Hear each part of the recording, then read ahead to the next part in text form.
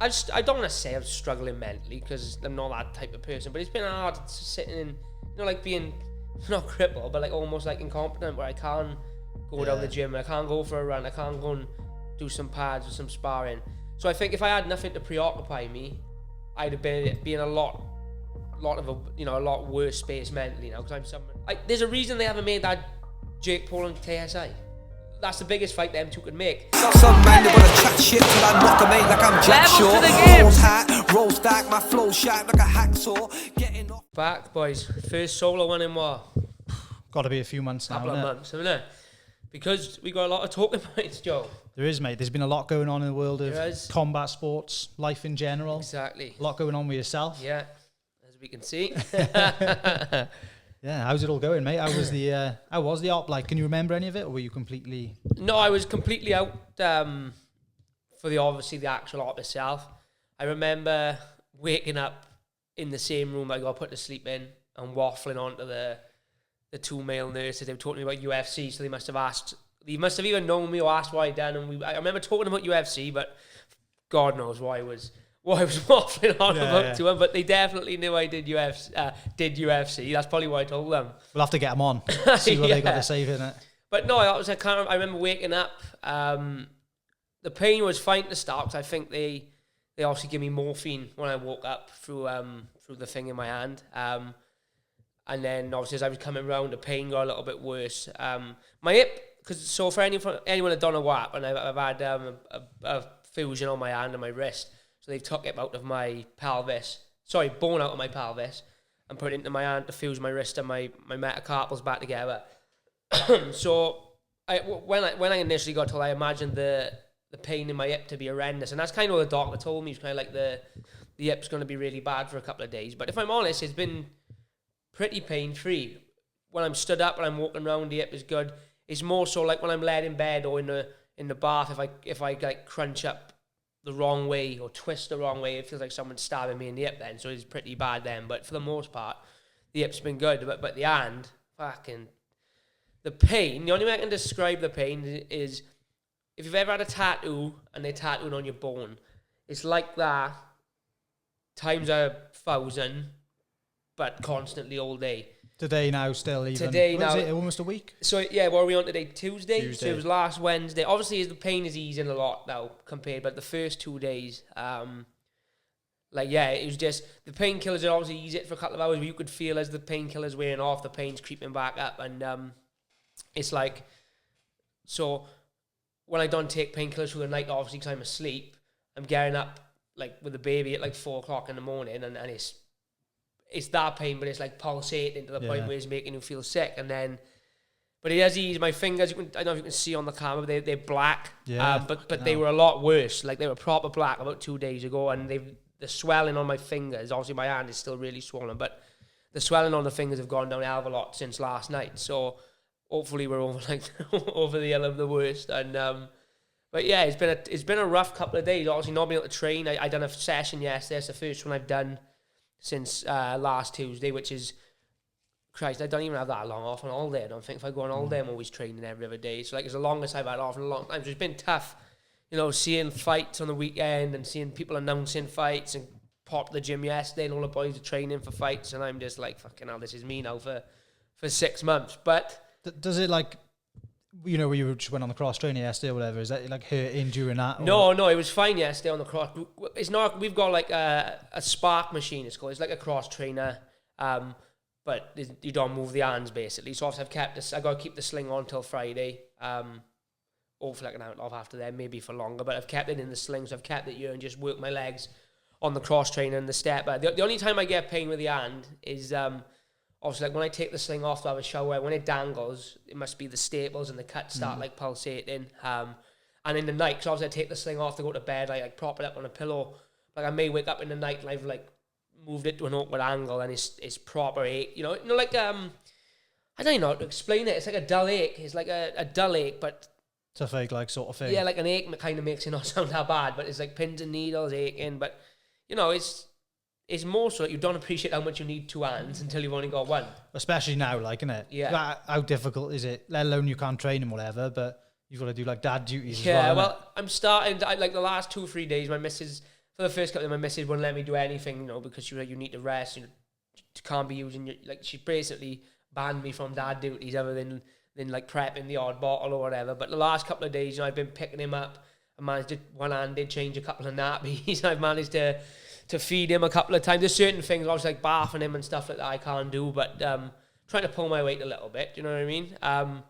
But it's surprising because like my fingers feel alright, but then I might like pinch them together a little bit, and I like fucking feel you feel the pain again. So it's like every day or two you have like the reality check of like you better chill out and ease off the gas a little bit, But I'm in a way I'm happy of the timing because obviously I've got my boy now that number one, he's keeping me occupied, he's giving me something to think about rather than sitting there depressed, dwelling on not training. And number two, it gives me a chance to bond with him. I'm getting a lot more time in the house with him now than what I probably would be if I had a fight coming up, if I was trying to train 3 times a day. You see a lot of fighters, don't they? They're like, I'm in the octagon and their wife's giving birth or something. Yeah, it's I like, don't know. that's fucking mental to me. I don't know how they can do it because my missus wouldn't have it for one. No.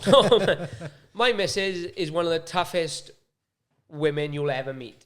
I don't mean like, she's an hard nut. Of course she is. She's a proper girl's girl. But her pain threshold is unbelievable. Like over the years I've noticed her pain threshold is unreal. And watching her like give birth, it's just, I know how tough she is. And to see, like, to imagine her having to do that without me there, I just don't know how, I'm not taking no credit. Like, I don't know how she would have got through it kind of thing. Do you know what I mean? Yeah. It was hard enough for me there, like, kind of waiting and doing what I could. Whereas, like, I just can't imagine missing it. Like, that's something. I'm the same, mate. It's like, and you'll know, it's one of those feelings. You can't describe that, what's going on in your mind and the feeling of seeing your kid for the first time until it actually happens. I don't. People tell you beforehand you'll never experience love like it. But until you experience it, you don't appreciate it. And to, like, miss that, you know what I mean? To, like, you see fights like, oh, my son was born yesterday and I'm here, and it's kind of like, I just don't think I would ever be able to forgive myself. Yeah, that's like the most important. Maybe only until you have the kid, because I think for a man, like, you don't really bond until like the baby's here, do you? Yeah, of course. But they probably, maybe, I suppose if they're putting themselves in that position, they're away. Maybe they don't understand, but like, I think it's so important. Oh, it's 1,000,000%. Like the most important thing. Since having my little one, like, everything else doesn't really matter. No. Like, everything else could go away and it wouldn't matter. Like, do exactly. You know what I mean? Like, each to their own. But for me, I would never be able to live with myself if I missed. Well, I was meant to, funny story, I was meant to go in for the operation the day before he was born. Yeah. And so that was he was born on the Thursday. We was meant to have the op, on the Wednesday. And she started having like contractions Sunday night, like early contractions. And we hummed and hard and blah. And then we got a Monday morning. I just like, look, I was like, I'm not risking it. And number one, if I had it on the Wednesday and then he was born on the Thursday, I would have been absolutely useless anyway. I was buckled for 2 days, you know what I mean, in bed. So I was like, there's no way I'm even going to chance it. I'm like, I'm cancelling it. Thankfully, obviously, the doctor and the surgeon were really nice people, and they were like, no problem, completely understand. We'll just push it back. And they got me in, obviously, 2 weeks later. But, yeah, I don't know how people can miss it. I mean, like, now I feel guilty being here now and going to the gym for an hour. And, like, I know, and that's when he's there with my missus, and she's like, go and have an hour to yourself. And it's like, I just feel like I don't want to miss having any time with him. If I could have him with me 24 hours a day, I would. Yeah. Do you remember we did a podcast with Matthew Creel, and we were talking about that, like feeling guilty going out and doing what you need to do, like? Yeah. But you do get that, don't you? Once you're a dad, like, it's weird. Katie's going through the same thing now. She's kind of like cracking up a bit because she hasn't, for an hour or a year there, she hasn't left the house yet without the baby, or she haven't gone and done anything. And like the same thing, I'm like, just leave him with me for now and go. And like you said, she's having the same thing, and she feels guilty. She's like, I don't want to leave and go without them. And I'm like, yeah, but you almost need to go and have an hour to yourself. But yeah, it's a mad old experience. Your life just changes instantly, doesn't it, in minutes? Yeah. It's like we were saying this morning, how like usually if someone woke me up at 3 a.m, I'd be like groggy and dragging my feet and be like, fucking.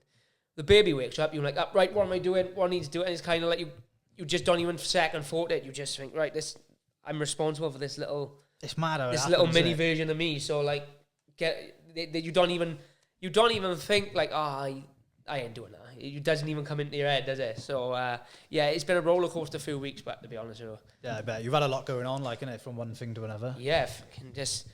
How are you, like, dealing with it? Do you think you're good, like, mentally? Or yeah, I think, like I said, the baby is out massively having him, because I think I don't want to say I'm struggling mentally because I'm not that type of person, but it's been hard sitting in, like being not crippled, but like almost like incompetent, where I can't go down the gym, I can't go for a run, I can't go and do some pads or some sparring.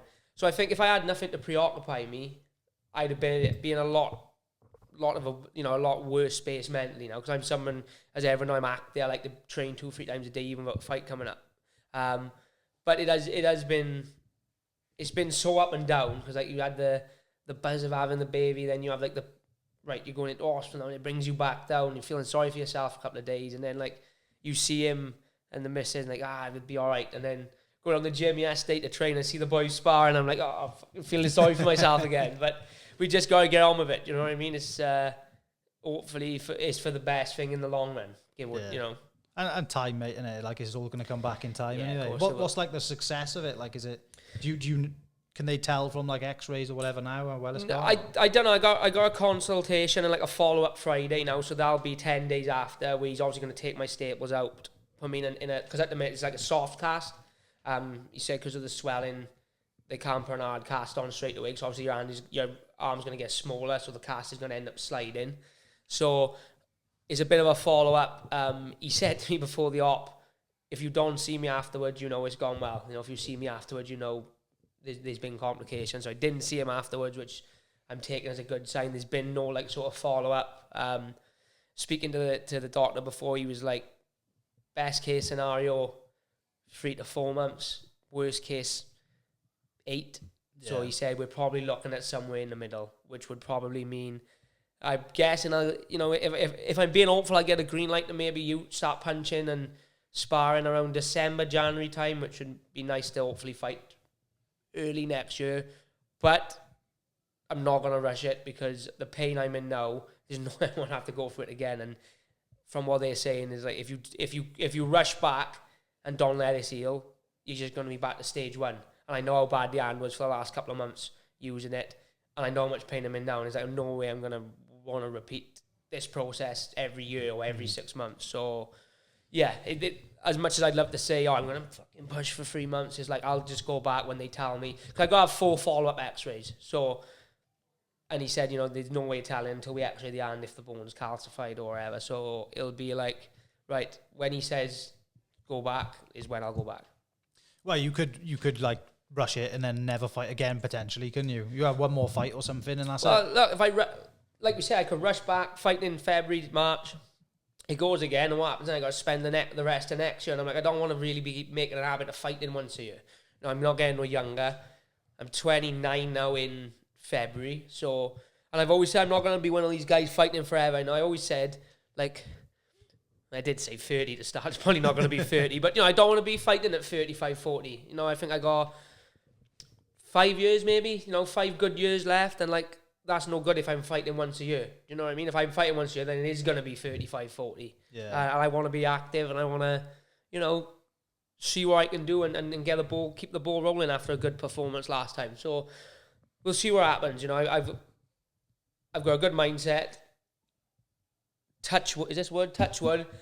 With injuries, I do heal pretty quick. When I've had like my knee and my shoulder, I just rehab them. I don't have to have no surgery, and the physios and stuff saying we can't believe how quick your rehab has come along and how fast you've healed. So fingers crossed, this goes the same way. But again, we'll take it month by month, whatever. Yeah, that's it, mate. Well, fingers crossed, isn't it? Yeah, that's it. Should we? Yeah, we got some topics to dive into. Let's start with the weekend. Paul Diaz. What did you think of it? I don't know. It was like real sloppy, I thought, all the way through the fight from like both. Yeah. I don't know. Here's my take on it, and and I'm as big a Nate fanboy as you're gonna get. But here's my God's honest take on it. Jake Paul is a decent boxer on the outside. He's not great at going backwards. He's not great on the inside, and I don't think he's got like that fight experience where 10 rounds was a good idea for him. He did get tired, didn't he? From about when did he drop him? Was it the 5th round? Yeah. Like even that round, towards the end of the round, Nate was coming back strong. Nate's work at range in the ring isn't the best. Like, yeah, doesn't got much of a jab, doesn't got much of a straight left. But when he's on the inside, he's a demon. He's going to work, relentless pressure, like a fucking zombie, and he doesn't stop coming just on forward. his chest, wasn't he, for a fair portion of it? But I think, personally, size played a big factor.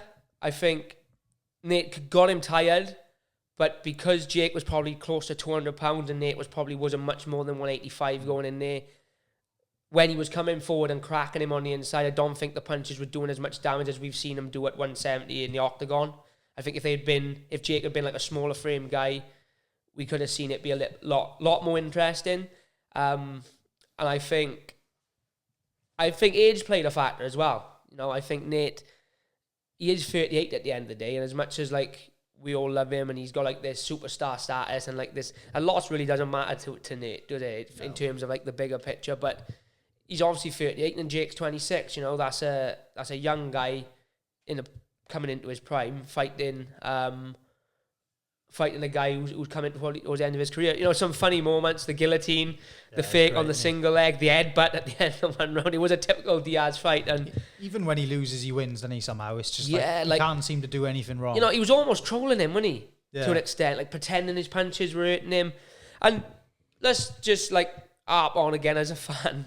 How tough do you be? Oh, yeah, I know. Because the way he knocked him down in that 5th round, he pretty much face planted him. And remember, Nate is a 155er realistically. He's only gone to 170 towards the end of his career. Jake has face planted Tyron Woodley, who's a legitimate, got to have a big cut to fall to 185 and probably cut as much weight as Jake Paul. Jake Paul face planted him. Now, he's like scuttled Nate over, and I looked at the clock and I'm thinking, fuck, I think it was like 140 seconds. I was like, this could be it. And he's just back on his feet. He was a little bit wobbly, wasn't he? And then he's probably coming on, like, last 30 seconds, pushing the pace again. What he's made of. He's as tough as they can. I do not know. You would have think the damage would just added up over the years and you'd have lost his chin. He's never lost his chin, has he? Like, you know, how many times have we seen him get hit with those type of shots and just get up and crack on as if nothing... I know he hit him down, but, like, you think that... I think he won the 6th and the 7th round. And it's like... He's just one of those guys, he's just like, win or lose, I can't help but love him. I think he's fucking brilliant. I'd watch him fight every weekend if he wanted to. Jake Paul doesn't want to fight him in MMA, regardless of size. Oh, no, that's a definite loss. That's a definite loss. But I think Jake Paul is very smart and knows if he does fight him in MMA, it does massive things for the PFL because Jake is in shares with the PFL now, draws a massive revenue, but also doesn't hurt Jake's reputation of a boxer if he gets submitted in an MMA match by Nate Diaz. Striking in MMA and if as well, anything, I don't know. You've got to respect him if he does jump in and fight MMA, because not many people are willing to do that. There's only Clarissa Shields really that I can think of from the boxing world that has done it. So respect to Jake Paul as well. Whether you love him or hate him, you got to respect what he's doing. You know what I mean? He is getting better technically every fight. And although he was tired, he still did the 10 rounds. He wasn't tired to the point where he was looking for a way out. You know, he's tough. Yeah. And big credit to him. I hope next if he doesn't rematch Nate at MMA, I hope he gets like a rematch with Tommy Fury or KSI fight. I don't think he's ready for like your top 10 cruiserweight pro boxers on the world scene. He's not. Whether we want to admit it or not, he can bang. He's getting better technically, but there's still a lot of flaws in his game. You know, you can see even on the inside when Nate's flurrying him, he kind of doesn't know how to look after himself. And as good as his 1-2 is and his uppercuts, he didn't really know what he was doing on the inside, did he? No, you'd like imagine seeing him against like a Liam Williams or something, innit? It'd be and Liam Williams fights at Liam Williams 165. Yeah. And that's a 20-pound difference. And I'd still be willing to bet a massive amount of money Liam Williams would go in and absolutely crucify him in 4 rounds. Yeah, just the power he'd possess on, like if he got inside like Diaz did. Well, imagine he's inside and Liam, not just it, but Liam's coming in, can fight on the outside, work his way in, cracks a little bit, and all the size in there, he would just absolutely work him over. And they know that, don't they? Yeah, they're never going to take a fight like that, though, are they? But you've got to respect him, because what I will say is, not to say that they couldn't fight the level of guys he's fighting at 5-6 fights, but most boxers 6-7 fights into their career, like a Tommy Fury, and not fighting someone of the caliber of Tyron Woodley and Nate Diaz. Not to say that they couldn't beat them, because they probably could, but they're not. You know what I mean? They're not taking the risk. And they're not generating a $20 million, $30 million purse for themselves either. No, that's it. And I think, well, You'd look at it, wouldn't you? You'd think Tommy Fury's probably going to beat KSI pretty handedly, I would imagine. Unless he throws an elbow. No, I would honestly think...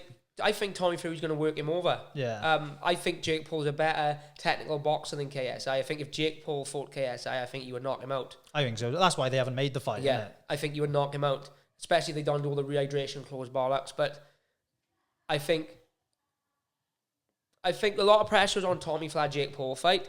It wasn't as close a fight as people want to make out. It was probably closer than it should have been, but it wasn't a close fight. I think Tommy won it quite handedly. He just got tired. I think fighting in London rather than in fucking Saudi or wherever he fought, I honestly think maybe he doesn't knock him out. I think Tommy schools him. Yeah. I mean, look at that Joe Fournier fight. Like, I mean, that was dodgy, wasn't it? I know, like... Joe Fournier, though, I know he's 9-0 as a boxer, but he hasn't fucking fought well? for years, and the boys he have fought, he was never a legit prospect. I'm not taking nothing away from his boxing skill, but again, 40-year-old against a 30-year-old or 26-year-old, wherever he is. There's a reason they haven't made that Jake Paul and KSI. That's the biggest fight them two could make. Where they fall, when they make mental money off it. Yeah. There's a reason. Jake Paul's pushing for it. Even offered to step in short notice, didn't he? KSI. And KSI I think it was that fight, wasn't it? No. It was before that. When KSI fought them two guys in one night, Jake Paul offered to fly to London. He's like, I'll fly in, I'll step in. I'm just not doing a rehydration clause. All or nothing. Winner takes both person. And it didn't happen, did it? No. He doesn't want to take that. No. The thing is, like you say, there's so much money in it for both of them. They're taking a risk by not taking that fight, though, as well, aren't they? Because one of them, well, Jake's already lost, although he's kind of brought that back now. Yeah, but Jake's reputation, I don't think, won't hurt from a loss because he's fighting legit guys. You know, he's fought Nate Robinson knockout, Ben Askren knockout, but he's fought Tyron Woodley twice. He's fought Tommy Fury. He's fought Nate Diaz. He's fought Anderson Silva. These are all legit guys. Whether they passed it and old MMA fighters, they're legit fighters. KSI's fighting pretty much other YouTubers apart from the last guy. So if he loses to one of them or gets knocked down by one of them, then the fight don't work then, does it? So it's kind of like, if KSI loses to Tommy Fury, the fight's not hurt. But if he loses to Tommy Fury and goes and fights fucking Mr. Beast and loses, then the fight's never going to happen. You know what I mean? If Jake Paul lost to Nate on the weekend, that fight with KSI is still massive. So they got, like you said, the clock is ticking. They've got to hurry up and make it, in my opinion. And if he loses to Tommy, they can still make it. This is a smart play by KSI because it's a win-win because Tommy's beat Jake, so it doesn't really rule that fight out. It's a win-win because if Tommy somehow loses to KSI, then KSI enters the fight with Jake as the team's going to get a bigger cut of the purse. If he loses but has more success than Jake, they'll play on that. Tommy schools him, then it's as it is now. Still, yeah. You know what I mean? But yeah, good little fight though. I didn't watch the rest of the card, truth be told. But yeah, it was kind of how I hate to admit it, but it was kind of how I thought it would go. You know, that's not what you were saying a week before. I would have loved. I had an hope that Nate could get him tired early and keep the pressure on and kind of get him and TKO him through tiredness. But I do think that ultimately when he was in there, he's a big guy, Jake Paul, and he's got to be like 205, I reckon, walking around. He looked real in shape and this he's time solid, as well. You know, compared to his last fight. Yeah, he's fucking solid, isn't he? Yeah. He's I don't know if he's juicing or what, but I see McGregor chime in online as well, saying that he's had enough and he's gonna go and deal with Jake Paul. That's a fight I'd be interested in, though. 100%. The size he'd be a hell of a lot bigger than McGregor, mind. Like, because you think Nate's bigger than McGregor, and yeah, Poirier I'd like to see now. Yeah, it'll never happen. He'll never get out of the UFC, but McGregor will never. I don't think they'll fight him unless Dana's going to co-promote it. I don't think he'll ever happen. But McGregor's got a little bit more power than what Nate's got. One punch power, isn't he? So I think with Jake with the PFL now, though, they'll never do it.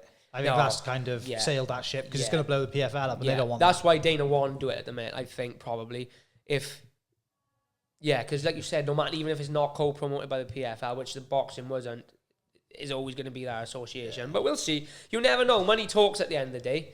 I never thought Mayweather would fight fucking McGregor, but no, that's true. Money does talk. Right. We won't harp on about that for too long. BMF title. We haven't covered that one. No, tell you what, let's stay on boxing. Spence v Crawford. Do you watch that fight? I'll be completely honest, I haven't watched that fight. No, I watched the fight, and again, I was like a toss-up 50-50, but by God, Terence Crawford is an absolute machine. Like, to be that good at boxing, to have the biggest fight of your life, the toughest fight of your life, probably the most 50-50 fight on the planet you could make in any division, and then to just go out there and completely whitewash him, win every round, knock him down 4 times when he's never been knocked down. If that doesn't like solidify him as pound for pound number 1, you could even argue if he goes to 154 now and wins all the belts there, he might. I would argue he's the greatest boxer of all time. How he's not a mega star like Canelo or like Joshua or like Fury, I don't know. Is it just the weight class, do you think? I just think he's not that he's not a good promoter. You know, he's got the swagger and the confidence, but he's just not like a guy who's like gonna sit there and trash talk and, you know, be full of himself. I think he's very much under the assumption, and he knows how good he is, and he's like, I don't need to. You just gotta watch my fights. He's a bit like Canelo, but obviously Canelo's got a full country backing him. I think Crawford is kind of like, just watch, and you'll see why you should be watching. And he completely schooled Spence from start to finish, inside, outside. He made Spence like average, and Spence is far from that. We've seen Spence, you know, school people like Cal Brook and Furman and Sean Porter, and like Crawford. I don't know. Other than, there's nothing else to say on it other than he absolutely schooled him from start to finish. I think if they rematch, if Spence activates the rematch clause, he'll have to be at 154. Not to say that he lost because of the weight, but obviously he's I know this is a lost on you, you don't know, but he's been harping on for years that he's getting too big for 147. He's going to go to 154, win or lose. So, and I think Crawford will go and rematch him at 154 as well. I don't think. Yeah, who do you think's next for him if he doesn't take that fight? I've heard that Jared Boots Ennis, who I think he's unified. I don't know if he's world champion or what, but he's an undefeated guy from America. He's a good fighter as well. He's very similar to Crawford, can switch it. He's probably a bigger puncher, but he's a mandatory at 147. But I just don't see how anyone. Yeah, after something like that. I've seen some of the highlights, but I didn't watch the whole fight. He was so good. I mean, to be fair, if Eminem's walking into the ring, you kind of. That's probably what I see online the most. You like, can't that's lose. Cool as fuck. You can't really lose if Eminem's walking to the ring. You lose yourself like on the way in. Yeah, unbelievable. But it's good to see boxing coming alive again. There's 50-50 fights happening all the time now. Fights we want to see are starting to happen. You know, you had Tank against Ryan Garcia. You had Spence Crawford. It looks like we're going to get Joshua and Wilder if he wins on the weekend, because Dillian White's now out, isn't he, because of drug test. So AJ, if he wins, which he's likely going to win, he's going to fight Wilder.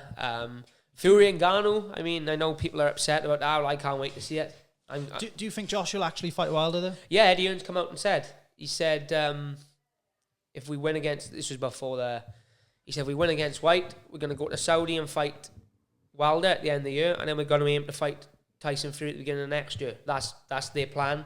That'll be mad if that comes And I think through. that's probably why Wilder hasn't took a fight now, because he's waiting for the Joshua fight. Because that's a big fight regardless. It is. I can't see AJ beating him somehow. I just think Wilder's just going to touch him and put him out. AJ is a much better boxer, and he's a much better...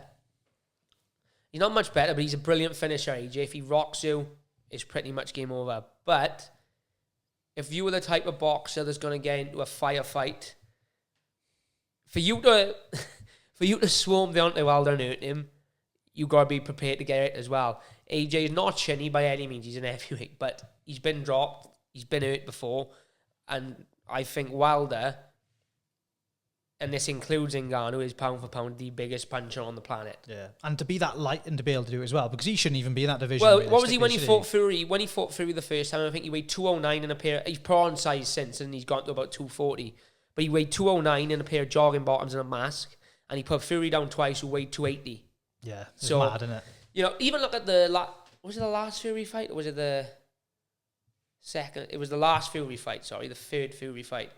He was completely gassed. Fucked, and he still put Fury down twice. And the second time, you could see the look on Fury's face thinking, right, need to fucking do I the better job. fucking do something by you. So, Yeah, boxing's coming back alive, man. It's some good fights out there to be made. I see that Brandon Scott's on the AJ undercard. Yeah, so we messaged Brandon, didn't we?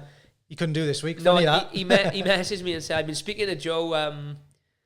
You'll find out tomorrow why I can't be on, but we'll definitely get something sorted. And obviously, he's now on the AJ undercard, which is good for him. You know, it's a massive event. He's just showing though what, like, obviously he can box. Like, I'm not taking that away, but he's like such a personality, isn't he? He's smart, I think. He's playing the game, isn't he? Really well. You know, it is a little bit cringy, and it's not everyone's cup of tea, but he's not a guy who's going to be intimidating you and trash talking in your face. So he's gone another route, and he's found another avenue that's going to make people watch him, because he might turn up in a Spider-Man or a Karate Kid or a fucking Batman outfit, and it makes people want to watch. Yeah. You know, I think he's ring walked as Darth Vader a couple of times on the small show, so God knows what he's going to do. It's authentic though as well, because it is actually him, and he's actually into it. So it's not like he's just decided, right, I'm going to fucking do this. No, that's who he is. He's like, this is who I am. I'm going to own it and use it as a marketing scheme, and it's fucking worked. I mean, look, he's got a contract with Eddie, and what more could you want? Turning up to that 5K run in a Forrest Gump outfit, like, absolutely fucking amazing. Smart, isn't it? It's smart. It is smart. You can say what you want. And I know it's him, but it's smart. It's a brilliant way of marketing yourself. And boxing is a little bit watered down, because there's so many 10, 12 and 0 boys out there who are not fighting him. Like when we had Gavin on, he said the same thing. People are getting to 10, 15 and 0, they're not fighting anyone. So it's so watered down because everyone's unbeaten and everyone's going to be the next big thing. What's Brandon, 4-0, 5-0? Yeah, I think that's it. Yeah, he's inked himself a deal. And all he needed was a fight week with Eddie Hearn. Yeah. When Cordina fought, and it worked, hasn't it? Yeah, it's worked. Smart guy. Yeah. Class. Back to the BMF. So got the BMF title. What do you think of that one?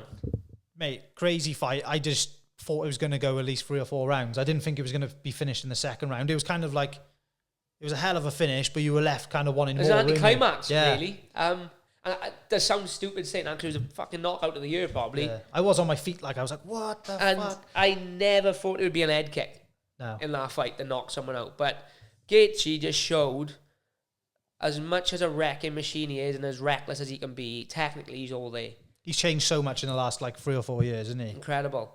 I think he takes some beating. I think on his day, he's a tough fight for Makachev. I think he's a tough fight for Oliveira if he fights him again. I think there's that chance he could starch him. Makachev's always going to be an issue for everyone because of his wrestling, but Gaethje's not easy to take down. No, even with Khabib, I mean, I know Khabib, once he got him to the ground, like, it was at ease, but before then he ate some serious kicks. Of course he did, yeah. And he didn't look like he wanted to be on the feet with him. No. I don't think anyone should want to be, you know, other than your Poiriers and your Chandlers who are fucking lunatics, but, you know, Makachev's not going to want to stand in the pocket with Gaethje, is he? No, and I hope he is going to get that fight now, realistically. Well, it looks as if then he's going to get the winner of Charles versus Makachev. As he should. As he fucking should, because there's no one else there. I think if Makachev beats him and beats Gaethje, it's time to either go up to welterweight or... Yeah. If you could see another BMF title fight in any weight division, like, who were the 2 you would pick?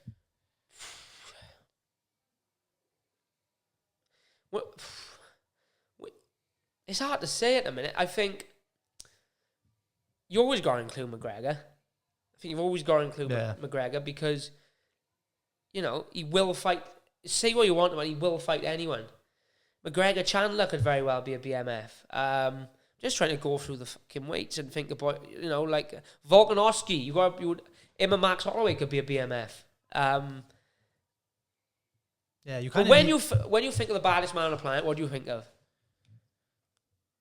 Ngannou, I do. I think of heavyweight straight away. I was thinking Jones Ngannou, but then Jones they Ngannou can go for the legit title, can't they? So it's kind of like, let's double it up.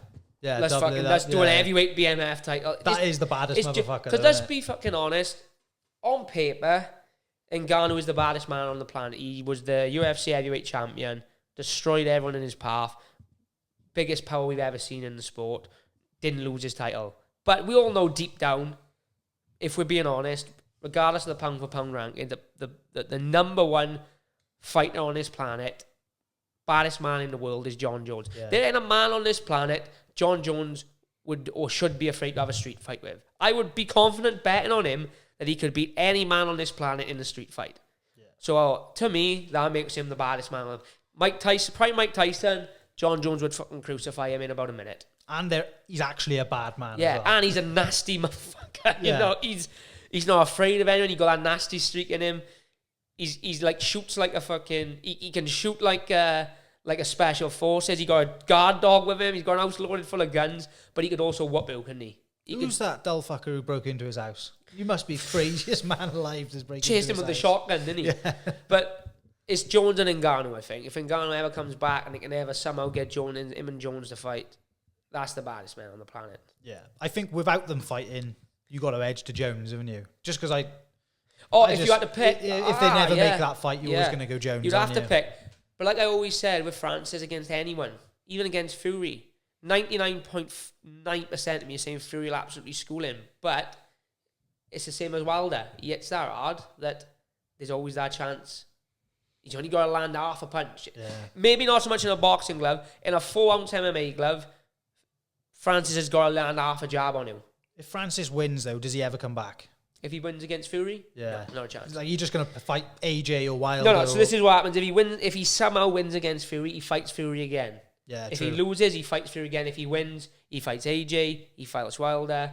He goes to the PFL and fights whoever he wants there. Black Beast is a free agent now. Are you in talks of Derek Lewis? Yeah, they're trying to do him and Ngannou too in the PFL. That'd be something. That would be mad. That would be something. Mate, what a win as well to leave your contract on, isn't it? Fucking right. Flying That was knee, awesome. Like, flying knee out to the gate. I just thought I'd throw some shit. Black Beast, it went full Masvidal. It's over with the flight. You just never expect. If you was opponent, you'd be like, "What the fuck?" Joe goes like, "Is that something you plan to hold?" He's like, "Hell nah."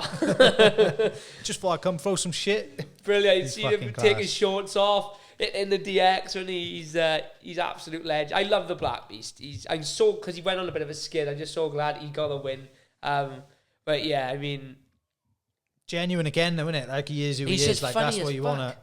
That's what you want to see in people. It's been a mental couple of weeks, haven't it, fighting wise? Like, it's been brilliant. Brilliant couple of weeks. I mean, we got a big pay-per-view coming up now. We got Aljo against O'Malley. I think there's one in Australia. Is there a week after that? Stylebender and Strickland, it looks like it's going to be. Yeah, they haven't fully announced that No, yet. but I seen on Instagram today that is a done deal. I'm excited for that as well. I know, like... I'm just excited for the build-up. I think Izzy will school him, but the build-up will be fucking nuts, won't Yeah, it? definitely. Strickland will be, there's the line, and Strickland will be just underneath it, like. When's O'Malley and when's Aljo? That's fighting the... O'Malley? Is that in a couple, I think it's couple 2 of weeks. weeks? It's next Would be Saturday. good to do like a breakdown of that or whatever, wouldn't it? Yeah, Because definitely.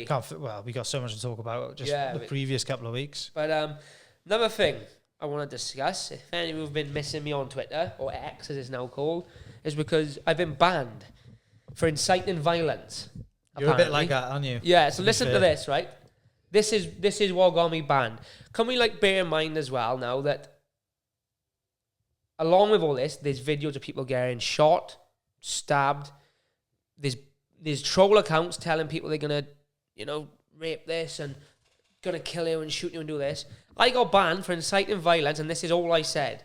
There was a video of them stop oil morons blocking some road in London, and there was a woman in the car screaming, "My daughter is ill. I'm trying to get her to the hospital. Can you please move out the way?" And they wouldn't fucking move. There's workmen trying to move them. They would not move. All I said was, and I don't condone this, Here comes the insight and the because violence. I don't want to get banned off YouTube. All I said was, mow them down, get her to the hospital, and ask questions later. And that's got me banned. I've never had a warning on Twitter, I've never had nothing, and I've got me a lifetime ban. I've appealed it, I can't get my account back, 20,000 followers down the drain. My management's trying to get it back. I don't know if the UFC is doing something, but it looks like it's gone. My Twitter days are over. They haven't give you 28 days. No, you will not get your account back, they said. That's mad, isn't it? Well, the thing is, though, you have incited violence, but when you really look at it, if you were to leave that woman in the car with the baby, is that not still causing damage? It's fucking ridiculous. It's because they're little woke morons. That's what it was. And yeah, you're going against the grain. If you pick on the fucking morons like that, and the I'm a cat and a dog on a Monday and I'm a man on a Wednesday. If you pick on all them lot, it's 1,000 of them will report you and you'll get banned. But you're trying to get us banned off here now. If someone picks on me and says to me they're going to run me over, would they get banned? No. Of course they fucking wouldn't. Absolute bullshit. Elon Musk, freedom of speech, my ass. Absolute bullshit. Who are you, Team Zuck? Team Zuck. Team Zuck. Oh, Zuck chokes the absolute fucking life out of him. I think they're both as bad as each other, though, to be fair. Yeah, Zuck's not much better, is he? But Zuck haven't banned me off Insta or... Zuck hasn't banned me off Insta. My Insta is is on the line. So, you know, shout out to Team Zach. You've got to be Team Zach now because you lose that, you're fucked. Yeah. My livelihood's gone. It's fucking mad how it can just go like that, though, innit? Boom. You could spend years like trying to build it up. Or That's embarrassing, man. Absolutely embarrassing. Like, I would, not even a warning. No, they banned me for like a month and said, right, that's it. Like, you know, any more strikes and you're out. Fair enough. But like, straight up, my mate got messaged. He's like, he got banned for calling a footballer shit. Banned for life, like. But you know what? It is what it is. Fuck X anyway. like them videos shouldn't be circulating anyway. Well, they should be circulating, but they should be able to have an opinion on it. No, at of least, course you shouldn't should. Fucking mad. You know, But here we have it. whatever. Let's get off the topic before I get banned. Yeah. So I feel like we've let him down a little bit, right? Jack, top G, we fucking haven't spoke about him since he's been locked up. We're banning him. I hear him online saying I can see who's out there who hasn't been fucking it's supporting not me, been and us. we've been them people. We have been us. Look, we have been supporting him in private, haven't we? But, you know, we haven't really talked about him for a while. But the top G is free. That's right. Well, free-ish. He's- Free-ish. It's looking like it's going that way, though, Yeah. isn't it? Because you would He's think off he would house get... arrest and he can't leave him. Listen, here's my thoughts on it, right? I'm neither an Andrew Tate fanboy. Yes. I'm not. No, Joe is. I'm not a religious follower, but I'm not against some of the stuff he says is a bit out there. But he's come out and said, look, it's an act, a lot of it. But there's some stuff he says that makes a lot of sense, in my opinion. Yeah. I listen to a lot of podcasts and like Joe Rogan and stuff like that. And Joe Rogan's pretty down the middle and he calls it as he sees it. And even people on there, they're saying basically, if this charge had happened in any other country in the world, due to the fucking absolute rubbish evidence, he would be off of it by now. They're saying like they would have just been thrown out of court because the girl that went forward originally, she's been caught on WhatsApp pre-planning it. Then they've made up other names. I think I might be fucking butchering this, but they've made up certain things, haven't they? That's not true, basically. And what they're saying is the Romanian government is corrupt. They're looking for a big payout off Tate. They're saying, you know, to be arrested on human trafficking charges, but then be no hard evidence is kind of like you know. This is what I kept saying to people from the start, like, he's fucked, he's done. And I'm like, you know, if they had human trafficking evidence of him, if they had evidence of him and his brother human trafficking people, why is it wouldn't take 8 months for them to charge him? Not convict him, to charge him, mind. They didn't charge him for 6 months, and when they did charge him, they put him on house arrest. Now, if me or you were caught human trafficking, we'd be put in jail. They would charge us immediately so that we couldn't be let out of jail if they had evidence, and they would look to convict us in the coming months. Like, he didn't get charged until the day before the deadline was up, which tells me they're clutching at straws to get, you know what I mean? No, I totally agree. I'm not saying he's a We don't know, do we? we're not We don't saying. know. I'm No not one saying knows. he's not. I'm not saying he's this stand-up guy and has never done nothing wrong in his life. No doubt he has. But for you to like be arrested for human trafficking and not get charged of what's it been now? When you get arrested? 9 December? months, is it 9 now? months? Yeah. It's just a bit fishy, isn't it? I think so. It's fucking weird as well because, like you say, everyone it's so easy though. You see like a news headline and it's like taking it back to the COVID times or whatever. But we won't go into that. But they can say what they want on a headline, but you until you actually read into it, you don't know what's going on, do you? Yeah, well, like it's like you they're just letting everyone just read between the lines. They're like, we'll flash this in your face, but this is actually what's going on. so people are so like bad for that as well. Like, I seen an article. It was like, wait, maybe in Wales online or probably the fucking. Do you see him owning the woman on the BBC? Yeah, That was I've seen brilliant. yeah. I don't know if you haven't watched Lucy. that. Go and watch it. But there was an article, Andrew Tate, charged for human trafficking and all the what's it called? What are they left or right? And all the weirdos. Yeah, the Saying, wokes. well, what are all his cult boy followers gonna say now? We all seen it coming. And I'm like, charge just means like they've said, oh no, we're gonna lock the prosecutor. Charge doesn't mean he's like bang guilty. You get charged and then you get convicted. So like if I fucking filled you in now by you on camera and you wanted me arrested for GBH, they would charge me tomorrow, but I wouldn't be convicted until we go to court in 6 weeks' time. Yeah. Again, it's just clickbait. So they charged him a day before the deadline, and then next thing you know, they'd have to look to convict him in due course. But like we said, it doesn't look like it's going to really happen, does it? Mate, I'm not being funny. If he had done it, would they be letting him roll around his house fucking vlogging every day of the week and having all these people around for interviews to stick up for him? And would Tucker Carlson be doing interviews with him? would Piers Morgan be doing interviews with him? Would Patrick Bet-David, Patrick he seems like a pretty level-headed guy. Yeah, to me. like, and he's down the line. I think if he thought he was, he would have called him on it. It's just, look, I think the reality of it is, I don't want to sound like I'm quoting him, but he has a massive influence to a certain audience. He's an influential guy. Some of the stuff he says goes away from the woke agenda, doesn't it? Of people like, oh, we should be kind and we should worry about feelings and blah, blah, blah. And I'm not saying that we shouldn't. A lot of what he says is a bit too extreme. There are certain things he should reel in, and he has reeled in and apologised for. But for people to kind of just be like dismissive and be like, he's abusive to women, he's a human trafficker. It's like, is he like based on what, So like, I think they just look to take him. I don't think they're looking to put him away for life. I think they're looking to damage his reputation that much that no one really cares about him anymore. But he's that influential. It hasn't really worked. Like, when he was in jail, it seemed he was still everywhere, and it's kind of like, well, if this is the case, they're probably going to have to kill him or something, and for him to actually go away. Yeah, I know. I think that's what the only play left, either that or let him run riot. Yeah. But then they spent like millions of pounds in the schools, haven't they, trying to make everyone stop speaking about him. And it's wild. It's fucking weird, isn't it? You never think they'd ever go to that length. I mean, that just shows, though, how much is actually resonating. Yeah. Isn't it? It's got to be. Yeah. It's got to be making that much of a difference. I mean, I don't know. I've heard loads of crazy shit about like schools recently. Around by us, like. Let's not get into it, because we'll be banned. I know of schools in the area that kids, and this is not an exaggeration, I promise you on my baby's life, that there's kids who have said they identify as a cat and they want to be identify as a cat, and the school have got to say, yep, no problem. Have they got a kitty litter yet? Because there is talks about that as well. This is what certain people I know work in schools, so you can imagine who I'm talking about, is arguing. If they want to be identified as a cat, they'll eat cat food, they stay outside and make them go out. But they shouldn't be in school, should they? You can't have cats in school. Cats can't come into school. Look, I'm all for freedom of whatever. If you were gay, straight, lesbian, bisexual, if you're transgender, that's completely up to you. I don't hold no prejudice against anyone. I've got family and friends who are gay, bisexual.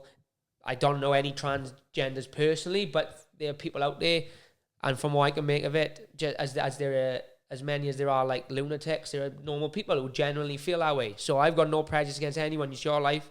You live it how you please. But let's just be realistic. You can't be he Monday to Wednesday and then she Thursday to Sunday. You can't be a cat. You can't identify as a dog. I can't identify as a lamppost. It's getting ridiculous. It's getting ridiculous. Let's be real. Especially in schools. Come on. Well, the thing is, though, this is the thing.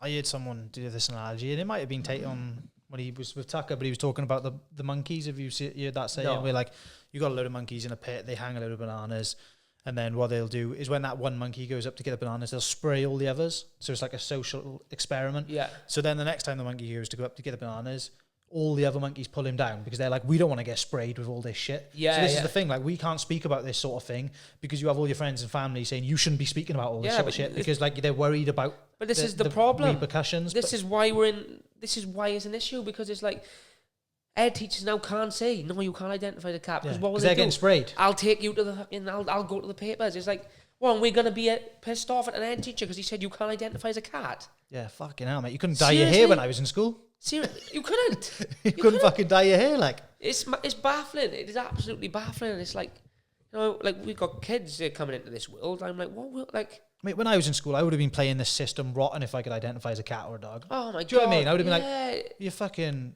I don't even know. It's a mental illness, that type of thing. Call the RSPCA on you. Like. It's a mental illness, not anything else. But if you want to identify as a cat and you were serious, it's a mental illness. Yeah. I know people who work at school, and they were telling me, so basically, I could be I could go into school as 15, and if I take the teachers, I don't identify as Jack no more, I identify as Jack the Tank, and that's what you got to call me. They've got all, if my parents come up and are like, yep, that's what he wants to be known as, they've all got to call me Jack the Tank. It's like, you know how stupid you get looked at? Even 10 years ago when I was in school, or 12 years ago, you come in and said that, they'd be like, are you for real? Do you know what I mean? You get laughed at. Is it scary now, though, like, it's relatively new to you, but since you've had a kid, like, is it like more of a worry now, thinking like in 4 years how bad it's going to be when like... I'm more worried about the world as a whole in terms of like knife crime and kids got no discipline these days, and like there's little lunatics, 15-year-olds threatening to stab people and like starting on old women and stuff in Appley town and little wankers. But that's what I'm more worried about, is bringing a kid into that. I'm thinking, well, when he's 15, he's going to be around all that, and it's going to be on me to, number one, make sure he doesn't get involved in it, which I'm not worried about, but number two, make sure he's safe from it all. Because there's knives here now. There was never knives when I was his age. Who's to say there's not going to be guns in 10 years' time? That's what I'm more worried about. I kind of feel like on the basis of like, oh, you know, people can identify as cats and all. I was like, well, as a father, it should be on me to kind of install some type of value that, look, this is not a normal way to behave, you know. I agree. If you're gay, straight, bisexual, transgender, by all means, that is what it is. But it's not normal for you to go and say, I want to be a cat. And for me to say as a parent, yeah, I'm the worries crack on you, you're a cat. Yeah. I agree with you. My only worry with it is we're going to be like so far down the line that it's going to be like when we come home from school and like my gramps like, oh, fucking hell, with them fags like or whatever. Do you know what I mean? Yeah. Like, but now we're them people who are like him being like, you shouldn't be like that. Yeah, you shouldn't be using pronouns. And they're like, oh no, you just don't understand. Like, it's like, I fucking do understand. No, yeah, it's like that's my, but it's probably not going to be our kids. It may be like, if it carries on, I think it's going to swing back anyway. I think it will swing back. Everything's got a bit, it's new now. I think everything's got a bit of, it's like, you go back to the 70s or the 80s, you know, with, when, not when people, because fucking people have been gay since the beginning of the time, but like, when, you know, you had like the AIDS, what was it called? Pandemic or whatever it's called. At the time, it was mental, wasn't it? Because it was like, everyone just assumed if you was gay, you had AIDS. But it was because it was new. It's come full swing now. Like, you know, back in them days, we could have a gay guy in a room here and we'd be like, whoa, don't come near me, don't want to catch AIDS.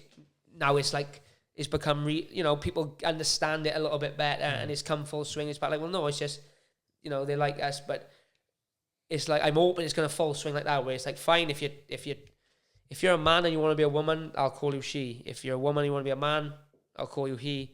I'll respect anything, you know, your sexuality and what you identify as, but, you know, I think it'll come full in terms of like, we're not going to be expected to just be like, oh, it's a them or they, you know. Yeah, they're fucking mad at it. It's nuts, and people want like, some people, I think our audience is pretty much like us anyway, but some people want like what we're saying, but at the end of the day, look, you can do what you want with your life ultimately. This is just our view on it and my view on it, and that's how I feel, and there's nothing going to change my view on it. Doesn't make me anti anything. Yeah. I just think a bit of common sense is needed. I'd happily speak to someone who I'd be happy to like discuss as well, it because I've got nothing against. Yeah. I don't look at you as like there's something bad. You know, you're a bad. I was gonna say human, but maybe you're not. I don't know. Fuck it anyway. Are you misgendering me, Joe? I just misidentifying me. Misanimaled. How do you identify as an alien? Yeah, fucking that'd be alright, wouldn't it? But yeah, you are right. It's like, and I'd be happy to discuss it. And I honestly think 95% of transgender people, just using one for example, would think like us and would think, well, of course, if I've transitioned to a man, then I identify as a man. I don't want to be identifying as, but I think 95% of them would feel exactly the same as me and you. Just like, you know, me and you don't feel it like they're out of order for feeling that way. Me and you wouldn't hold no resentment against anyone if they said, oh, look, I'm bisexual or gay or lesbian. Yeah, no, also, like, one of the shit things for them, like lesbians, gays, trans... They get tarred with the same brush. They're like, known as the same as the cats. Yeah. Aren't they, really? Yeah, they're all banded in, like, the same group. Of course they are. Which is, like, that's taken away their uniqueness in a way as well, isn't it? Of who they are as a person. And like I said, I think 95% of them would be the same as us, would have the same view. Yeah. I think it's the same as anything. It's the loonies that stand out. You know what I mean? It's like, me and you got our opinion, but we're putting it across the way we are. You've got some extremists who think you shouldn't be allowed to be transgender and you're mentally ill if you're gay or transgender, you're homophobic. You know, there's homophobes out there then, isn't there? It's like, well, you're going to hate someone because of their attraction, they're attracted to the same sort of, the same gender rather than the opposite. How can you let that wind you up that much that you hate them? Do you know what I mean? So they are extreme, but then that doesn't mean that everyone who's straight should be tarred with they're homophobic. No. And just how we shouldn't tar everyone who's maybe transgender as like you said, the ones that want to be identified as cats and lampposts and fucking lions. Yeah. Sorry to go off on a bit of a tangent here, but you know, we're it's getting banned, like, mate. We're getting fucking banned. Hey, if we get a ban, it was fun while it lasted. We'll have to go into Rumble or something like that. Fucking hell, we'll have 2 listeners. Like, what, we got any questions or no? no, I don't. No, think so, all right. mate. Let's have just quickly. We got one big event coming up for the gym. Obviously, we had the 4 Nations with all the lads done really well, but we've got Oban now fighting 2 weeks. Today's Tuesday, so it'll be 2 weeks today. He's out in Vegas. He's fighting on Contender Series for his shot to earn a UFC contract. Banging, mate. Really big for him. Really big for the gym. Chance to get our 4th fighter in the UFC, which is massive. And I'm looking forward to it. You know, he's looking really good in the gym. We're going to get him on. We're going to get him on before his fight. And we're going to get it out, obviously. But yeah, big Exciting times big for him, exciting opportunity for him. Well deserved as well, and he's been like putting the graft in for the last few years, and yeah, he's really on a good run. You know, he's really I think he's on a 4-fight win streak. Beat a better level opposition every single fight. I think mentally he's in a really good spot at the minute. Looks really good in training. Just seems like as a person, he seems a lot more well off mentally than maybe where he was back when coming off that loss against Flemingus or whatever his name is. I think this is his time now. I think he's really good opportunity for him. We won't go up on about it too much because obviously we're going to have him in and chat to him, but I think it's a great opportunity for him. So hopefully if you're a regular watcher, you'll watch his episode as well. But yeah, shout out to him as well who's fighting soon. definitely, mate. Hey, nice one for coming over, doing a pod as well. Coming over as an invalid. Yeah. As my missus keeps calling me. But yeah, congratulations as well. With yeah, everything, thank mate, you very and, much.